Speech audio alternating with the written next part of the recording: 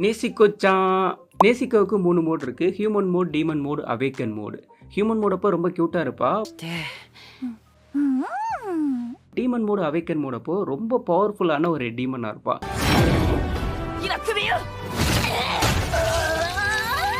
இவளோட பவரை ஸ்கேல் பண்ணணும்னா அப்பர் ரேங்க் டீமன் லெவலுக்கு சொல்லலாம், இல்லைன்னா நியர்பை ஆசிரியர் லெவலுக்கு வரும். நேசிக்கோ ஒரு மோடப்பவும் எந்த அளவுக்கு ஸ்ட்ராங்காக இருக்கா அப்படிங்கிறத அந்த வீடியோவில் பார்க்க போகிறோம். டிஸ்கிரிப்ஷனில் என்னோட Instagram ID plus podcast ID இருக்குது, அப்படியே கிளிக் பண்ணி ஃபாலோ பண்ணிக்கோங்க. நேசிக்கோ கமோட ஃபேமிலி சேர்ந்தவ, தாஞ்சிரோட தங்கச்சி, இது எல்லாருக்குமே தெரியும். பட் அவளோட இயர்லி லைஃப் பற்றி பெருசாக எங்கேயுமே காட்டியிருக்க மாட்டாங்க. ஃபேமிலியை கேர் பண்ணிக்கிற ஒரு பொண்ணாக தான் நமக்கு தெரியும். மூசான் சன்னை ஓவர் கம் பண்ணுற ஒரு டெஸ்ட்டில் கமோட ஃபேமிலியில் இருக்க எல்லாருமேலேயும் அவனோட பிளட்டை வந்து இன்ஜெக்ட் பண்ணியிருந்திருப்பான். அதில் எல்லாருமே இறந்துருவாங்க. உயிரோடு இருந்த ஒரே பர்சன் நேசிக்கோ மட்டும்தான். நேசிக்கோ டீமன் ஆயிருந்தாலும் மற்ற டீமன் மாதிரி நேசிக்கோவை நம்ம எடுத்துக்க முடியாது. மூசானால் கண்ட்ரோல் பண்ண முடியாத ஒரு டீமன்னா அது நேசிக்கோ மட்டும்தான். நேசிக்கோ ஃபிசிக்கலாகவும் மென்டலாகவும் மூசானை வந்து எதிர்த்திருப்பா. அதனால தான் அவனால் கண்ட்ரோல் பண்ணியிருக்க முடியாது. ஃபர்ஸ்ட் டைமாக டீமன் ஆனப்போ அவளுக்கு ஃபேமிலியாக இருந்த யாரையுமே ஞாபகத்துக்கு இருக்காது. அதனால தான் தாஞ்சிரோவே அட்டாக் பண்ண போவா. பட் ஒரு பாயிண்டில் ரியலைஸ் பண்ணி தாஞ்சிரோவுக்கு சப்போர்ட் பண்ணி கியூக்கு அகேன்ஸ்டாக பேட்டில் பண்ணுறப்போ இந்த டீமன் டிஃப்ரெண்ட்டாக இருக்குன்னு சொல்லி இவளை ஹியூமன் ஆக்கிறதுக்காக எல்லாருமே வந்து ஹெல்ப் பண்ணுவாங்க. ஒரு டீமனும் ஸ்ட்ராங் ஆகணும்னா ஹியூமனோட ப்ளஸ் இல்லைனா பிளட்டை சாப்பிட்றப்போ அவங்க ரொம்ப ஸ்ட்ராங் ஆவாங்க. அப்படி இல்லைனா மூசானோட பிளட்டு கிடைச்சா இன்னும் ரொம்ப ஸ்ட்ராங் ஆவாங்க. பட் அவளுக்கு எப்படி பவர் அந்தளவுக்கு இன்க்ரீஸ் ஆகுதுன்னா, தூங்குற மூலமாக அவளோட ஸ்ட்ரென்த்தை வந்து இன்க்ரீஸ் பண்ணிப்பா. எவ்வளோ நேரம் தூங்குறாளோ அந்தளவுக்கு அவளோட ஸ்ட்ரென்த் வந்து ரொம்ப அதிகமாக இருக்கும். நேசிக்கோ ஒரு 5 டீமனுக்கு அகேன்ஸ்டாக பேட்டில் பண்ணுறப்போ அவளோட பவர் வந்து கிராஜுவலாக இன்க்ரீஸ் ஆகிருக்கும். First temple demon. இந்த டெம்பிள் டீமனோட ஹெட்டை ஒரே கிக்கில் தனியாகிடுவா.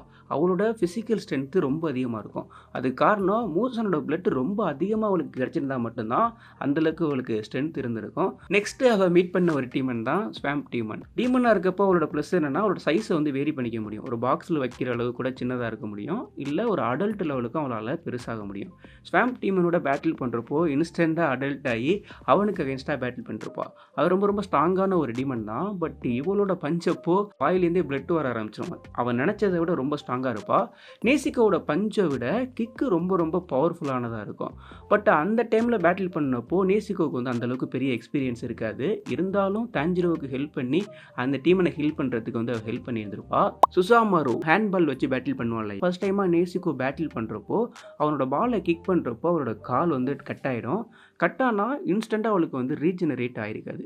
நேசிக்கோவால் ஒரு பேட்டில் நடந்துகிட்டு இருக்கப்போ பாதிக்கு அப்புறம் கூட அவளோட பவரை வந்து பூஸ்ட் பண்ண முடியும். நேசிக்கோ ரீஜெனரேஷன் ஆகி வரானா அதுக்கு முன்னாடி இருந்ததை விட ரீஜெனரேஷன் அப்போ அவளுக்கு பவர் வந்து இன்னும் அதிகமாக கிடைக்குது. சுசாமரோட பேட்டில் அப்போ ரீஜெனரேட் ஆனதுக்கு அப்புறமா அவனோட பாலோட ஃபோர்ஸை இவளால் அதுக்கப்புறம் கிக் பண்ண முடிஞ்சிருக்கும்.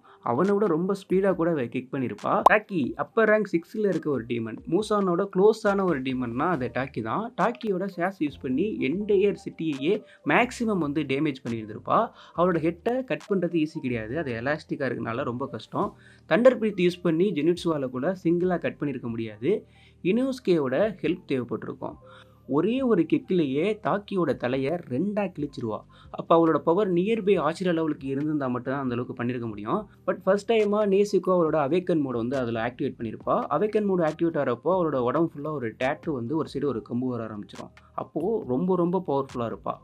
டாக்கியை டோட்டலாகவே டிஸ்ட்ராய்ட் பண்ணுற லெவலுக்கு போயிடுவா. டாக்கி நேசிக்கோட ஹெட்டு, கை, லெக் எல்லாத்தையும் கட் பண்ணியிருந்தாலும் அவளோட பிளட்டை ஸ்ப்ரிட் பண்ணாமல் ஃப்ளூட் ஆக்கி அதை கண்ட்ரோல் பண்ணி டாக்கியோட சாஸை டீல் பண்ணுவா. அது ரொம்ப ரொம்ப கான்சன்ட்ரேஷன் இருந்தால் மட்டும்தான் பண்ண முடியும். அவளோட கிக்கப்போ நிறைய பில்டிங்கை உடச்சிக்கிட்டு போகும். நம்ம நருட்டோவில் கம்பேர் பண்ணணும்னா நம்ம ராய்காக்கி இருப்பார் இல்லையா, அந்தளவுக்கு ஸ்ட்ரென்த்தாக கூட இப்போ நேசிக்கோ வந்து இருந்திருப்பா. அவளோட ரீஜெனரேஷன் எபிலிட்டி ரொம்ப அதிகமாக இருக்கும். எந்த அளவுக்குன்னா அப்பர் ரேங்க் இருக்காங்க இல்லையா, அந்த அளவுக்கு வந்து அவளோட எபிலிட்டி வந்து அதிகமாகிடும். ஃபஸ்ட்டு அவேக்கன் ஆகிறப்போ ஹியூமனோட பிளட்டை பார்த்து அவளுக்கு அடிச்சு வந்துடும். தாஞ்சிரோ கண்ட்ரோல் பண்ணதுக்கு அப்புறம் தான் ரியலைஸ் பண்ணி திரும்ப ஹியூமனை சாப்பிடாம இருக்கும். கென்டென்கு அப்பர் ரேங்க் 4ல் இருக்க ஒரு டீமன். இவனை டீல் பண்ணுறது ஈஸி கிடையாது. 4 குளோன் வருவானுங்க. அந்த 4 குளோனில் ஒரு குளோனை நேசிக்கோ டீல் பண்ணிட்டு இருப்போம். ஒரே கிக்கில் கென்டென்கோட ஹெட்டு வந்து அப்படியே கிழிஞ்சிரும். கென்டென்கரோட ஜெயின் டிராகன் விட்ட விட இவ ரொம்ப ஸ்பீடாக இருக்கும். நேசிக்கோட பிளட் டீமன் ஆர்ட் ரொம்ப யூனிக்காக இருக்கும். டீமனாக மட்டும் யூனிக்காக இல்லை, அவரோட டெக்னிக்குமே ரொம்ப யூனிக்காக இருக்குது. லூயியோட பேட்டில் பண்ணுறப்போ அவரோட பிளட் டீமன் ஆர்ட் வந்து யூஸ் பண்ணியிருப்பா. அவளோட பிளட் பிளட் வந்து ஹியூமனுக்கு அந்த அளவுக்கு அஃபெக்ட் பண்ணாது. பட் டீமனை ரொம்பவே டேமேஜ் பண்ணியிருக்கும். டான்ஜிரோவுக்கு அகைன்ஸ்டா ரூயி அவனோட பிளட் டீமன் ஆர்ட்டை யூஸ் பண்றப்போ, நேசிகோ அவளோட blood demon art technique use பண்ணி தான் அதை டெஸ்ட்ராய் பண்ணியிருந்திருப்பா. ஸோ அதுக்கு முன்னாடி கொஞ்ச நேரம் ஸ்லீப்புக்கு போயிருந்திருப்பா. அப்படி ஸ்லீப்பில் போகிறனால அவளோட பவர் வந்து இன்னும் இன்க்ரீஸ் ஆகியிருந்திருக்கும். அவனை ஈஸியாகவே டீல் பண்ண முடிஞ்சிருக்கும். இவளோட பிளட்டு ஒரு இடத்துல பட்டதுன்னா அது எரிய ஆரம்பிக்கும். ஒரு பிங்க் கலரில் எரிய ஆரம்பிக்கும். தாக்கிக்கு அகைன்ஸ்டாகவும் இவளோட பிளட் டீமன் ஆர்ட்டை வந்து யூஸ் பண்ணியிருப்பா. அப்படி அது பேர்ன் ஆனதுன்னா அவ்வளோ சீக்கிரம் ரீஜெனரேட் ஆகாது. அப்பர் ரேங்க் 6ல் இருக்கவங்களே ரொம்ப ஸ்பீடாக ரீஜெனரேட் ஆகிறவங்க தான். பட் இவளோட பிளட் டீமன் ஆர்ட் ரொம்ப பவர்ஃபுல்லாக இருந்ததுனால தாக்கியாலே அவ்வளோ சீக்கிரம் வந்து ரீஜெனரேட் ஆகிருக்க முடியாது. இது ஹியூமனை அந்தளவுக்கு அஃபெக்ட் பண்ணாது. இதில் இருக்க ஒரு மைனஸ்னால் அவள் ரொம்ப அதிகமாக பிளட் யூஸ் பண்ணான்னா திரும்ப ஸ்லீப்புக்கு போனால் தான் யூஸ் பண்ண முடியும். ஸோ அது ஒரு மைனஸாக இருக்குது. இதோட ப்ளஸ் என்னென்னா ஒரு டூலோட பவரை என்ஹான்ஸ் பண்ண முடியும். ரூயியோட ஹெட்டை டான்ஜிரோ கட் பண்ணுறதுக்கு அவனோட பிளாக் ஸ்வாட்ஸ் யூஸ் பண்ணியிருப்பான். பிளாக் ஸ்வாட்ஸே ரொம்ப பவர்ஃபுல்லான ஒரு ஸ்வாட்ஸ் தான். பட் அதால் பண்ண முடியாது. இவளோட பிளட் அதில் ஆட் ஆனதுனால அது இன்னும் பவர்ஃபுல்லான ஒரு ஸ்வாடாக இருக்கும். நேசிகோட பிளட் பாய்சனையும் நியூட்ரல் பண்ணும். கியோத்தரோட பாய்சனை டென்கன் நியூட்ரல் பண்ணுறதுக்கும் இனோஸ்கே நியூட்ரல் பண்ணுறதுக்கு இவளோட பிளட் தான் ஹெல்ப் பண்ணியிருந்திருக்கும். 1000 இயர்ஸாக டீமனாக இருந்து மூவ் ஆன் பண்ண முடியாத உடனே நேசிகோ பண்ணியிருப்பா. அதான் சன்னை ஓவர் கம் பண்ணுறது. ஒரு சன்னை ஒரு டீமன் ஓவர் கம் பண்ணதுன்னா அது நேசிகோ தான். நேசிகோ ஸ்டார்டிங்கில் சன்னுக்கு அகேன்ஸ்டாக ரொம்ப வீக்காக இருப்பாள். மற்ற டீமனை பார்க்குறப்போ ரொம்பவே வீக்காக இருப்பாள். பட் ஃபைனலாக சன்னையுமே நேசிகோ ஓவர் கம் பண்ணிடுவா. நீங்கள் நேசிகோவோட பவரை எந்த லெவலுக்கு ஸ்கேல் பண்ணுவீங்க? டீமன் லெவலுக்கு ஸ்கேல் பண்ணிங்கன்னா எந்த டீமன் லெவலுக்கு இருக்கும்? இல்லை ஆசிரியர் லெவலுக்கு நீங்கள் ஸ்கேல் பண்ணுவீங்கன்னா எந்த ஆசிரியர் லெவலுக்கு இருக்கும்? அப்படிங்கிறத கீழே கமெண்ட் செக்ஷனில் கமெண்ட் பண்ணிவிட்டு அப்படியே நம்ம சேனலையும் சப்ஸ்கிரைப் பண்ணிவிடுங்க.